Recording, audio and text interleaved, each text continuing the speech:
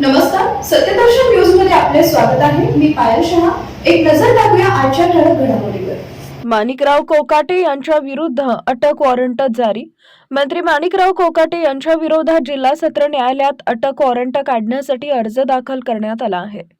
काल जिल्हा सत्र न्यायालयानं दिलेल्या निकालानंतरही कोकाटे यांना अटक झाली नव्हती. त्यामुळे राठोड नावाच्या व्यक्तीनं तत्काळ अटक वॉरंट जारी करण्याची विनंती न्यायालयाला केली आहे.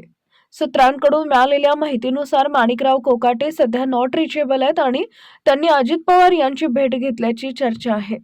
नाशिक जिल्हा सत्र न्यायालयानं या अर्जावर निर्णय देण्यासाठी 1 तासाचा अवधी घेतलाय. त्यामुळे पुढच्या 1 तासात कोकाटे यांच्या अटकेबाबत चित्र स्पष्ट होण्याची असताना दुसरीकडे त्यांचे वकील नाशिक न्यायालयाच्या निर्णयाला स्थगिती मिळवण्यासाठी उच्च न्यायालयात जाण्याची तयारी करत आहेत.